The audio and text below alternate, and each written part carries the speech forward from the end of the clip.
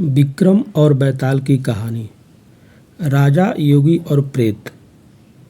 प्राचीन समय में उज्जैन नगरी पर महान और न्यायप्रिय राजा विक्रमादित्य राज करते थे। एक दिन उनके दरबार में शांतिशील नाम का एक तांत्रिक योगी आया।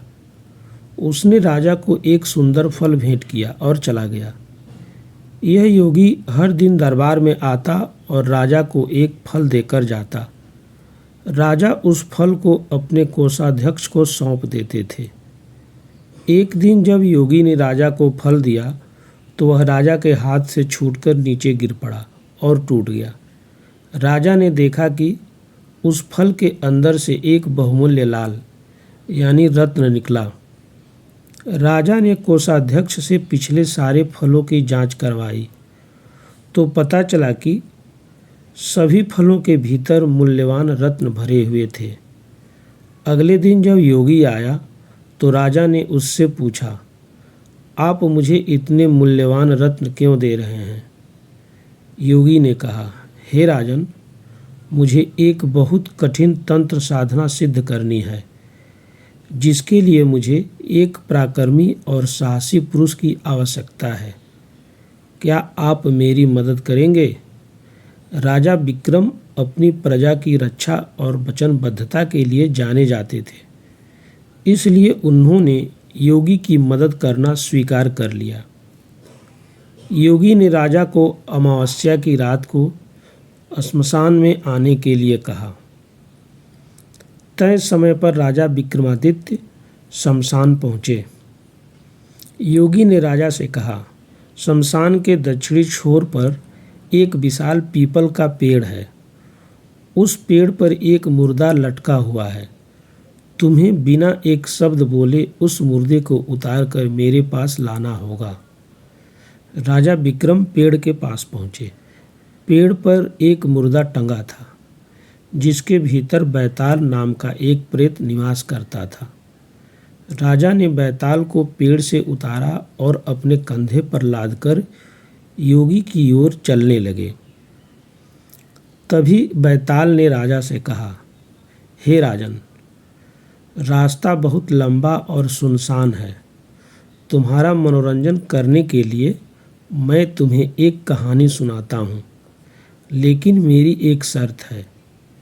यदि तुमने कहानी के अंत में पूछे गए प्रश्न का उत्तर जानते हुए भी नहीं दिया तो तुम्हारे सिर के 100 टुकड़े हो जाएंगे, और यदि तुमने अपना मुंह खोला या बोला तो मैं उड़कर वापस उसी पेड़ पर जा लटकूंगा। राजा ने बैताल की शर्त मान ली। इसके बाद बैताल ने राजा को एक जटिल धर्म संकट और नीति पर आधारित कहानी सुनाई। कहानी खत्म होने पर बैताल ने राजा से पूछा, हे राजन, इस घटना में मुख्य दोषी कौन था? बताओ, वरना तुम्हारा सिर फट जाएगा। राजा अब धर्म संकट में पड़ गए।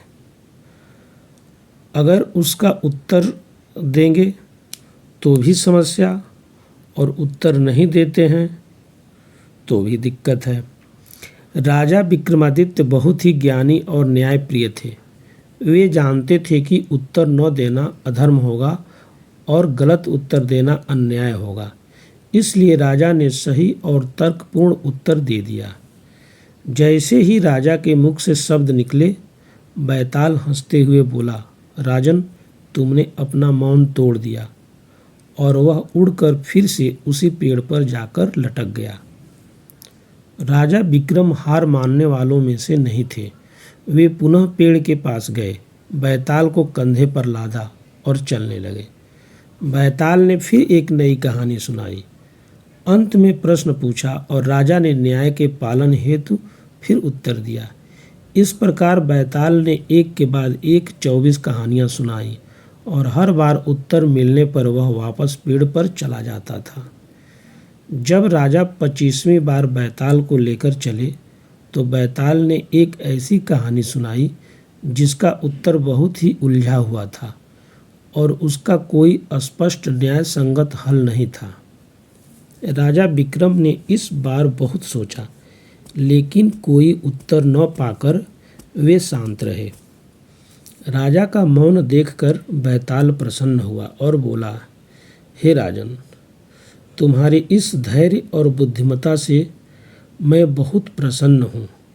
अब मैं तुम्हें एक सत्य बताता हूँ। जिस योगी के पास तुम मुझे ले जा रहे हो वह वास्तव में एक कपटी तांत्रिक है। वह इस साधना की बलि के रूप में तुम्हारी ही बलि देने वाला है।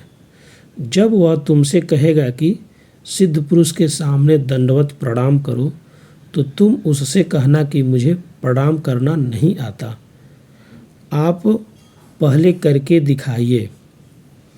जैसे ही वह सिर झुकाएगा तुम उसकी बलि दे देना। राजा विक्रम ने बैताल को धन्यवाद दिया।